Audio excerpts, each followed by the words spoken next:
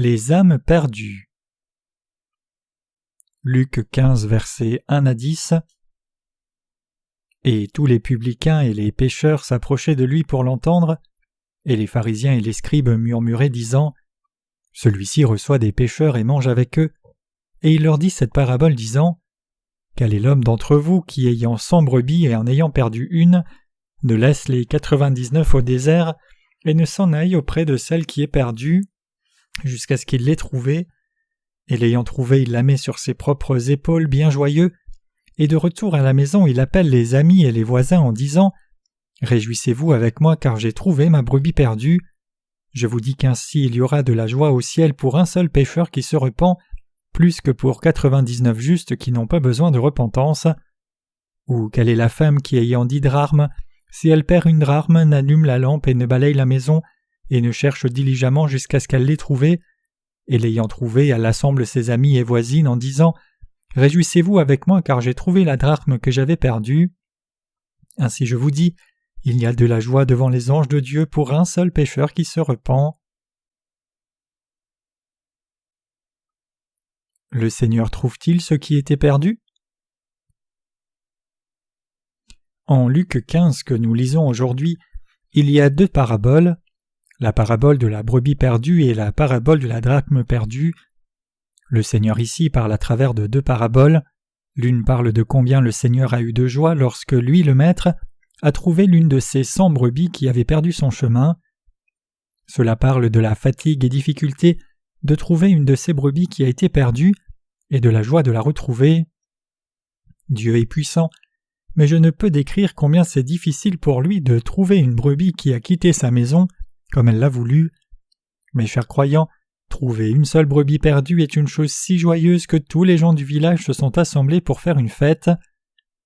La 2e parabole est une histoire de drachme perdue.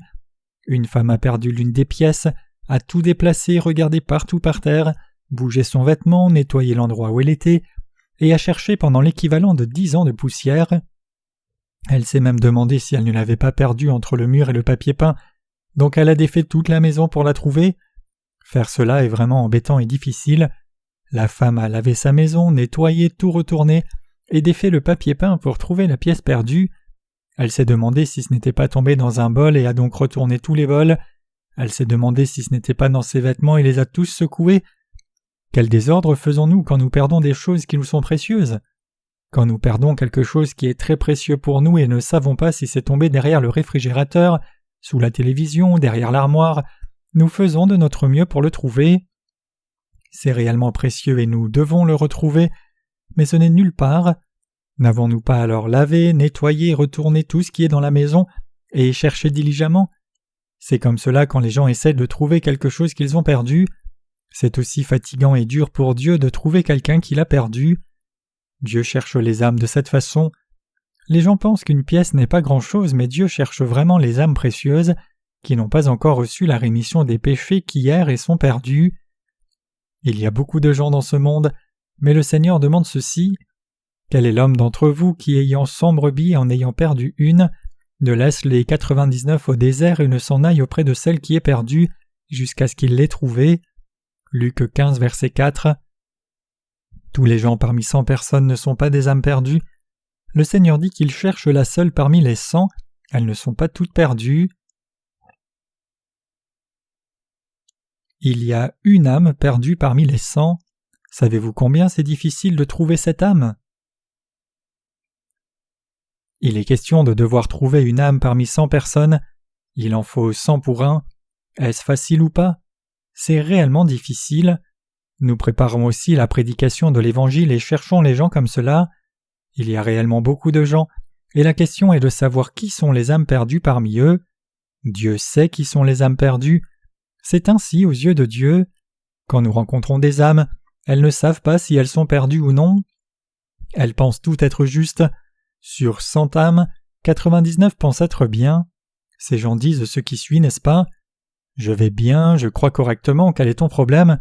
Pourquoi agis-tu de la sorte envers moi ? Va parler à quelqu'un qui ne croit pas. Dieu dit qu'il y avait 100 brebis. Il a laissé les 99 au désert pour trouver la seule brebis perdue, et il a eu de la joie quand il l'a trouvée. Qui a été sauvé ? C'est une seule brebis, c'est-à-dire la brebis perdue qui a été sauvée. Donc les 99 ont-elles été sauvées? Les 99 sont toutes mortes. Il dit qu'il les a laissées au désert. Une bande de loups est probablement venue et les a toutes dévorées. Tous les gens nombreux qui croient en Jésus et désirent et disent arbitrairement qu'ils ont reçu la rémission des péchés vont tous droit en enfer. Dieu cherche les perdus dans la plus grande sincérité. Il dit qu'il est difficile de trouver une âme perdue, mais Dieu remplit douloureusement cette tâche difficile et trouve puis sauve cette brebis perdue. Je ne peux décrire combien il lui est difficile de la trouver, je ne peux exprimer combien c'est dur. Il cherche diligemment la brebis perdue, traversant l'eau et les montagnes, explorant les forêts et se demandant où elle est. Il se demande si elle se trouve derrière un grand arbre ou peut-être dans un buisson. Il finit par la trouver, l'embrasse contre sa poitrine et revient à elle sur ses épaules. Il revient et mange, boit, se réjouit et fait la fête avec les autres. Mes chers croyants, pensez-vous que vous avez été choisis et avez reçu la rémission des péchés quand Dieu cherche des âmes perdues parmi les hommes? Non. Dieu nous a cherchés sans relâche et avec ténacité jusqu'à ce qu'il nous ait trouvés. Quand j'ai étudié la théologie, j'ai ressenti que j'étais une âme perdue devant Dieu. J'ai réalisé que j'étais une âme qui n'avait jamais rencontré Dieu. J'ai essayé de trouver le Seigneur, mais il n'y avait pas de moyen de le trouver. Je sais maintenant que mon âme ne peut pas trouver le Seigneur par elle-même, mais que le Seigneur recherche mon âme pour la rencontrer. J'ai appris le fait que je le cherchais mais qu'il me cherchait aussi, donc je l'ai rencontré. J'ai été sauvé. J'ai parfois dit que j'ai plutôt beaucoup d'amis, n'est-ce pas? J'en avais aussi plutôt beaucoup quand je fréquentais le séminaire. Il y avait aussi beaucoup de gens célèbres que je connais, mais parmi tous ces gens autour de moi, Dieu m'a trouvé. Il y a aussi beaucoup de gens dans le monde, mais parmi tous ces gens, il m'a trouvé. J'étais une personne qui avait perdu mon chemin un jour. Vous êtes pareil. Vous ne saviez probablement pas que vous aviez perdu votre chemin, mais aux yeux de Dieu, vous étiez semblable à la brebis perdue qui avait perdu son chemin. Donc il est venu nous trouver. Quand vous connaissez le fait que vous êtes une âme perdue qui n'a pas encore été en mesure de rencontrer le Seigneur, il vous trouve et vous rencontre à travers sa parole, son Église et ses serviteurs. Le Seigneur nous trouve ainsi, vous et moi, faites une fête et se réjouit. Je ne peux expliquer à quel point Dieu essaye de trouver ses âmes et combien de joie il a après qu'il les ait trouvées. Nous devons savoir et réaliser que le cœur de Dieu est comme cela. Combien est-il difficile pour une brebis perdue de trouver son maître? De même, combien nous est-il difficile de trouver Dieu? Bien sûr, nous avons essayé de rencontrer Dieu nous-mêmes, nous avons même cru en différentes religions, mais cela ne fonctionne pas. Nous subissons toutes sortes d'afflictions. Cependant, la plupart des gens qui essaient de trouver Dieu ne peuvent pas le rencontrer. C'est vraiment difficile même s'ils essayent toutes sortes de choses. Je suis désolé de dire cela, mais vous devez savoir combien un être humain est indigne. Vous devez d'abord savoir quel genre de personne vous êtes, ressentir la futilité de la vie en essayant inutilement telle et telle religion, et devenir une personne qui cherche sincèrement Dieu pour la première fois, pour enfin le voir. Ce n'est pas facile pour nous de trouver et rencontrer Dieu. Vous et moi aussi avons rencontré Dieu en croyant dans l'évangile de l'eau et de l'esprit. C'est une chose bienfaisante, mais nous pouvons aussi savoir quelle tâche difficile c'est quand nous lisons la parole de la Bible. Les gens disent qu'ils cherchent le Seigneur et essaient de le rencontrer, et ils ne l'ont pas encore rencontré, mais ils croient qu'ils sont juste devant la porte qui donne chez lui. Il y a beaucoup de gens qui pensent qu'ils vont facilement rencontrer le Seigneur bientôt. Ce sont des gens qui n'ont pas encore reçu la rémission des péchés. Les gens qui croient dans une certaine religion et sont satisfaits même s'ils n'ont pas été en mesure de rencontrer le Seigneur n'ont pas encore travaillé assez dur. Ils ont encore un long chemin à parcourir. Ils doivent souffrir davantage. Mes chers croyants, nous devons réellement réfléchir à la difficulté qui se trouve dans le fait qu'une âme perdue rencontre le Seigneur. C'est extrêmement difficile. Il y a beaucoup de gens qui ne peuvent pas rencontrer le Seigneur, même s'ils essayent durant toute leur vie. Les gens qui souffrent à un certain point et réalisent certainement que cela ne fonctionnera pas, à moins qu'ils n'aient la possibilité de rencontrer le Seigneur, il leur est difficile de rencontrer le Seigneur s'ils pensent qu'ils peuvent le faire par leur propre force.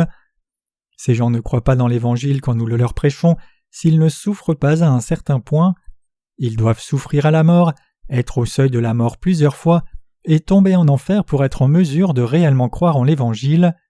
le Seigneur vient à travers la parole et dit « Je t'ai sauvé de cette façon », et quand notre Maître est en sa maison, nous disons « Merci, Maître », et pouvons fermement saisir sa main.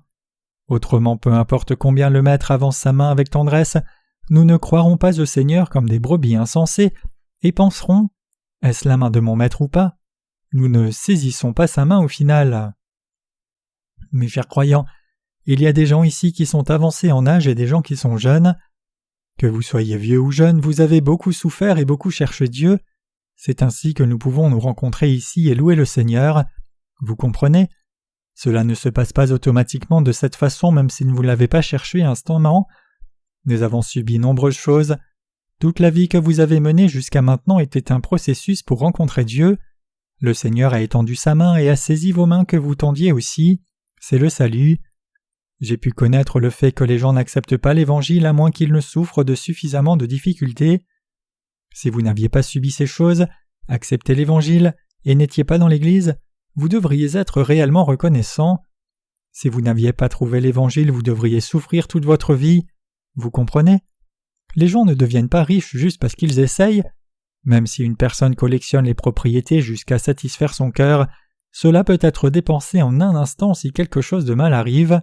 C'est si étrange. Peu importe avec quelle diligence quelqu'un économise de l'argent, cela ne s'accumule pas. Même s'il essaie d'avoir une fortune, cela s'en va si un problème arrive soudainement. C'est la vie. Vos propriétés disparaissent de toutes sortes de façons. Cela disparaîtra juste après que vous l'ayez collectionné dans la douleur. Mais nous avons rencontré le Seigneur au cœur de tout cela. C'est ainsi que sont la plupart des vies.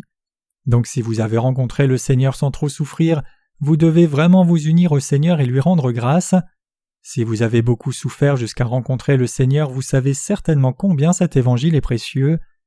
Donc vous devez garder cet évangile, vous devez diligemment diffuser cet évangile aux âmes perdues. Vous ne devez pas le diffuser indignement, mais vous devez le diffuser avec valeur. Je ne peux expliquer combien de gens s'opposent à cet évangile. Ils le font parce qu'ils n'ont souffert qu'un peu. Avez-vous beaucoup souffert ? Je suis une personne qui suis quasiment mort à cause du péché. Je ne suis pas presque mort à cause d'une maladie physique ou autre chose. Je suis presque mort à cause de mes péchés. Donc j'aime beaucoup le Seigneur, je suis vraiment reconnaissant. Avez-vous déjà eu le désir de mourir après avoir agonisé sur vos péchés avant d'entendre l'Évangile ? Ou vous est-il arrivé d'entendre l'Évangile et de recevoir la rémission de vos péchés d'une façon quelconque ? Peu importe votre cas, Dieu a étendu toute sa puissance pour vous chercher et a payé un grand prix, le prix de la mort, pour nous sauver, vous et moi. Vous devez connaître ce fait. Puisque vous avez entendu si souvent que vous avez été sauvés par la grâce, vous pouvez penser que son salut n'est rien, mais le Seigneur nous a sauvés en payant un prix énorme.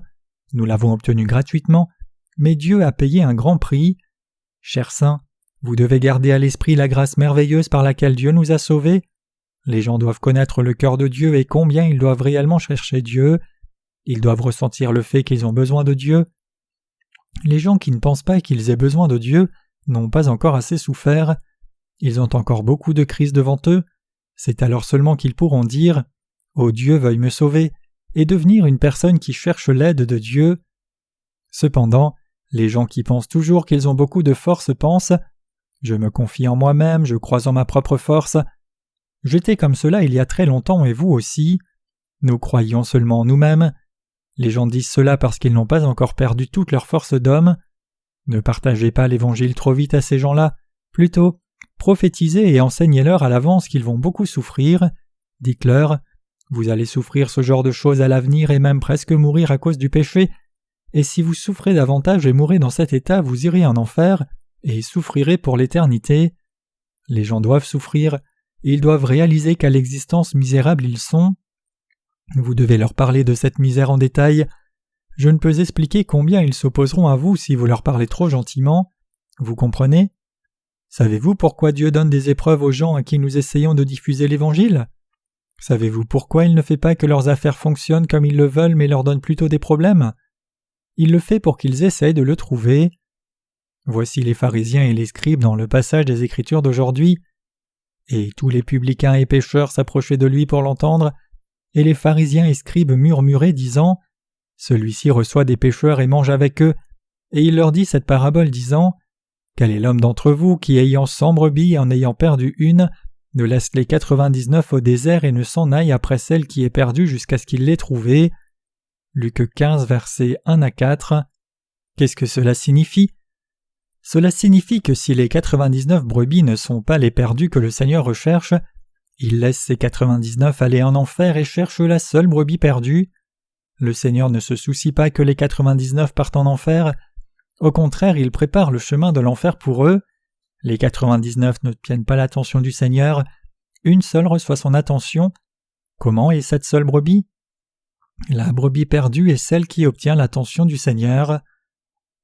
Certaines personnes disent ce qui suit. Attendez, il y a probablement beaucoup de gens qui sont décédés tout en ayant cru au Seigneur. Dites-vous qu'ils sont allés en enfer même s'ils ont cru ? Oui, beaucoup de gens n'obtiennent pas l'attention du Seigneur même s'ils croient bien au Seigneur de cette façon. Pourquoi ? C'est parce qu'ils pensent arbitrairement qu'ils sont justes. Ils vont en enfer. C'est comme le vers d'un poème coréen célèbre qui dit « Je t'enverrai gentiment sans un mot ». Le Seigneur dit « Les 99 au revoir, entrez dans la fournaise de feu ». Il ne pense pas que ce soit une perte du tout. Mes chers croyants, vous devez connaître le cœur du Seigneur. Si vous regardez les chiffres, il y en a 99 pour 1. Qu'est-ce qui est le plus précieux ? Est-ce déjà pas mal si une seule meurt ? Non. Une brebis est plus précieuse pour le Seigneur que les prétentieuses 99. Cela signifie que le Seigneur sauve ceux qui disent « Dieu veuille me sauver, moi qui ne peux qu'être ruiné et aller en enfer, parce que je suis pécheur et insuffisant. J'ai tant de manques et suis faible, je ne suis rien, je suis un grave pécheur. » Nous qui sommes devenus justes pensons aussi à tort. Il y a beaucoup de gens qui disent qu'ils croient au Seigneur de cette façon. Je me demande si ce n'est pas nous qui aurions tort et eux qui auraient réellement raison. Je me demande si nous pourrions avoir tort. Nous ne pensons pas intentionnellement de la sorte, mais nous pouvons avoir ce genre de pensée après un moment. Mais, mes chers croyants, le Seigneur est venu pour sauver les âmes perdues comme vous et moi. Il n'est pas venu sauver les 99 prétentieux qui prétendent être justes. Notre Seigneur est une personne qui est venue sauver le seul pécheur perdu. Il suffit de connaître vos insuffisances et d'être honnête devant Dieu. Comprenez-vous ce que je dis ? N'ayez pas trop pitié d'eux. C'est contraire à la loi de Dieu. Si vous voulez avoir de la miséricorde pour les gens, alors ayez pitié de la brebis perdue. Les brebis perdues sont les gens qui, même s'ils sont pécheurs, ne connaissent en réalité rien du tout. Ils ne savent pas qu'ils sont pécheurs et suivent donc quiconque les conduit, même si ces dirigeants sont des escrocs. Ces pécheurs sont les brebis perdues. Vous devez avoir pitié d'eux. Ne montrez pas trop de pitié à ceux qui pensent qu'ils connaissent bien les doctrines et le Seigneur et pensent qu'ils sont de bonnes personnes. S'il y a quelque chose que vous devriez absolument dire à ces gens et la nouvelle qui leur est la plus nécessaire, c'est les mots suivants. Si tu continues de croire de la sorte, tu iras certainement en enfer.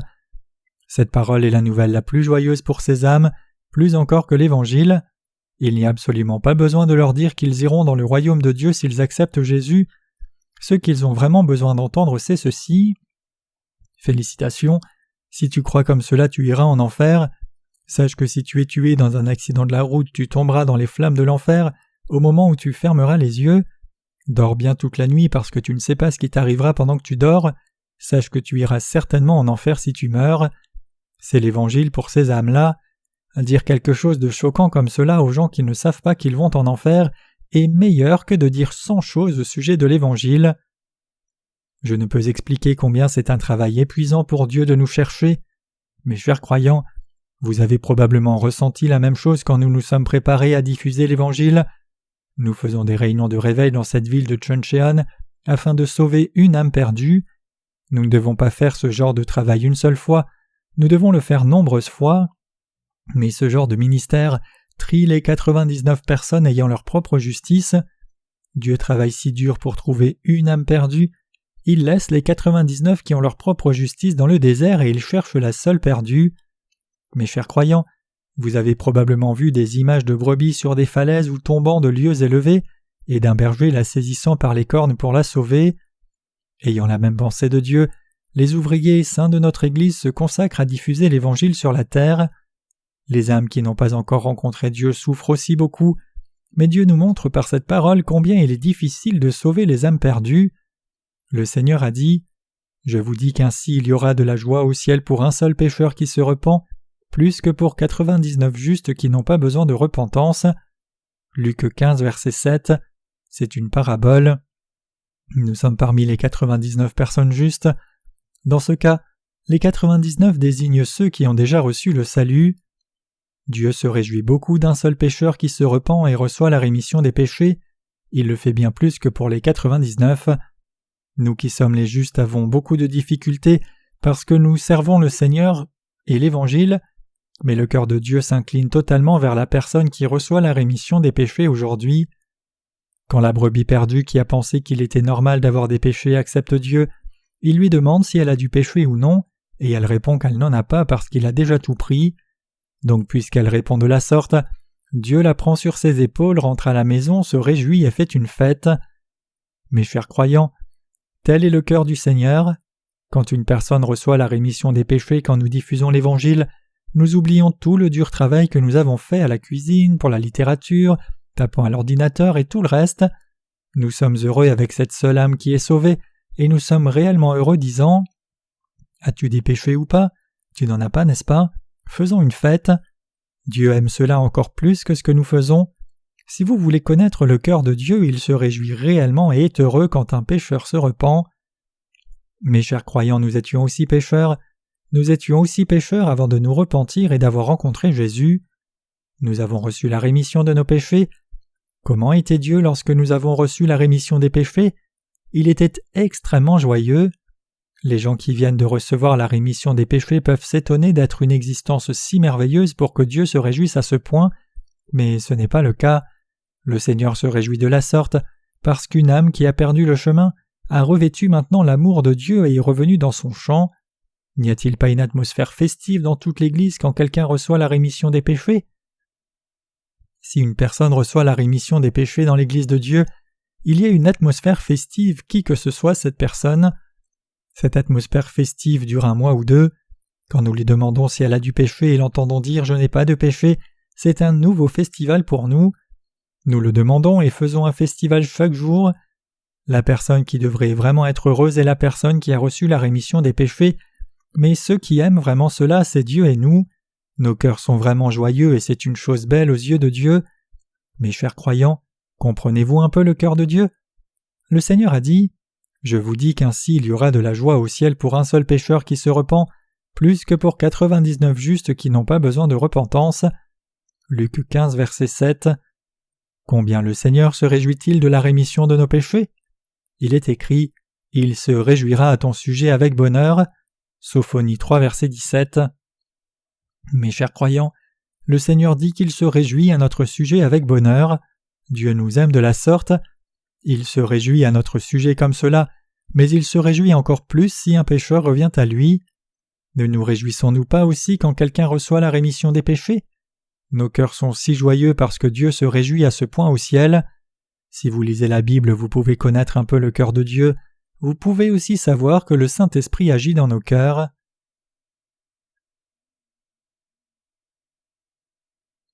Nous avons lutté pour rencontrer le Seigneur de justice. Il nous a été difficile à tous de rencontrer le Seigneur, n'est-ce pas? Il a été vraiment difficile de le rencontrer. Nous sommes presque morts pour avoir suivi de faux bergers. Nous devions vraiment nous ressaisir, autrement nous serions soudainement devenus un jour des moutons rôtis. Si le Seigneur ne m'avait pas retiré de la bouche de Satan, nous aurions été dévorés par Satan. Réfléchissez-y un moment. C'est une chose réellement terrible. Imaginez la scène de Satan nous saisissant, nous mettant sur une broche de péché et nous faisant tourner dans un feu qui ne s'arrête jamais. Cela nous serait arrivé si nous avions fait la moindre erreur. Le Seigneur est venu vers nous dans de telles circonstances et nous a dit comment il nous avait sauvés. Nous sommes si reconnaissants de n'avoir rien pu dire d'autre que « Alléluia ». Le Seigneur nous a dit qu'il nous a sauvés et nous a tendu sa main et nous avons saisi sa main. Il n'y a personne d'autre que lui. Peu importe combien nous cherchons sur la terre, il n'y a personne en dehors du Seigneur qui ait éliminé nos péchés. Il n'y a personne à part Dieu. Mes chers croyants, c'était un court moment, mais si nous n'avions pas abandonné notre égoïsme et entêtement pour accepter le salut de Dieu, n'y aurait-il pas eu de gros problèmes? Que serait-il arrivé si le Seigneur qui est notre berger nous avait laissés dans le désert et abandonnés? Où est-il allé? Il est allé chercher les autres brebis perdues, il a trouvé une brebis perdue, donc il attend que la brebis revienne dans le troupeau, mais que se passerait-il s'il ne revenait jamais? Le troupeau ne serait-il pas abandonné au désert pour finalement mourir? Cela aurait pu facilement nous arriver. Mes chers croyants, il est heureux que Dieu nous ait trouvés et ait réellement mis sa main sur nous quand nous souffrions dans les difficultés. Que serait-il arrivé si Dieu nous avait trouvés et avait dit « J'ai éliminé tous vos péchés » quand nous allions bien? Nous aurions dit « Je n'ai pas besoin de Dieu, qu'est-ce que Dieu veut? Dieu n'est pas si particulier. Je n'ai pas besoin de chercher Dieu jusqu'à ce que je sois sur mon lit de mort. Pourquoi le chercherais-je alors que je vis bien dans ce monde? » N'aurions-nous pas repoussé sa main avec arrogance? Nous n'aurions même pas rencontré le Seigneur si nous étions heureux et parfaits en vivant dans ce monde, mais le Seigneur nous a permis les difficultés et problèmes pour nous sauver, et il nous a trouvés par la suite. Il est écrit « Revenez, fils infidèles, dit l'Éternel, car moi je vous ai épousés, et je vous prendrai un d'une ville, deux d'une famille, et je vous ferai venir à Sion, et je vous donnerai des pasteurs selon mon cœur, et ils vous paîtront avec connaissance et avec intelligence. » Jérémie 3, versets 14 à 15. Nous avons reçu la rémission des péchés par ce genre de miracle, l'un d'une ville et deux d'une famille. C'est la façon dont nous avons été sauvés. Strictement, la probabilité n'est pas très élevée. Parmi tous les gens dans le monde, Dieu nous a rencontrés petits troupeaux. J'espère que vous savez que nous sommes vraiment choisis parmi tant de gens. Il y a maintenant même des âmes que Dieu cherche et qu'il espère sincèrement rencontrer. Mes chers croyants, nous devons aussi trouver ce genre d'âmes. C'est notre travail d'aider ces âmes à rencontrer le Seigneur en les trouvant, les faisant asseoir et leur faisant écouter la parole. L'œuvre que nous devons faire, c'est regarder et voir ce genre d'âmes autour de nous et regarder pour les trouver. C'est ce que nous qui sommes de petits bergers devons faire. Nous sommes les justes qui avons reçu la rémission de nos péchés premièrement. Voyez-vous qu'il y a des âmes perdues comme cela autour de vous? Nous devons les trouver. Beaucoup de gens lisent nos livres et écoutent cette parole, mais seulement 1 sur 100 ou 1000 reçoit réellement la rémission des péchés. Il n'y a pas besoin d'être déçu à ce sujet. Il suffit que 2 personnes reçoivent la rémission des péchés après que nous ayons diffusé l'Évangile à 100 personnes. Il n'y a pas besoin d'être déçu. Si vous avez bien écouté le passage des Écritures d'aujourd'hui, vous comprenez probablement, n'est-ce pas? N'est-ce pas 2 fois la bénédiction dont il est parlé dans le passage des Écritures d'aujourd'hui? Le Seigneur dit qu'il n'y a eu qu'une personne sauvée parmi 100, mais nous en avons sauvé 2. Nous avons vraiment été bénis par le Seigneur, car nous avons sauvé habituellement une ou plusieurs personnes quand nous partageons l'Évangile à 10 personnes. C'est merveilleux. Même l'apôtre Paul n'a pas reçu autant de bénédictions quand il a répandu l'Évangile sur la terre. Si nous lisons les épîtres pauliniennes attentivement, il n'y a pas beaucoup de gens qui ont reçu la rémission des péchés, même si vous considérez l'Église de Rome ou l'Église de Corinthe. Malgré cela, si vous examinez l'histoire de l'Église, vous pouvez voir que plusieurs milliers de gens ont reçu la rémission des péchés au temps des apôtres et à l'époque de l'Église primitive, mais le nombre de ceux qui l'ont reçu par la suite est très faible.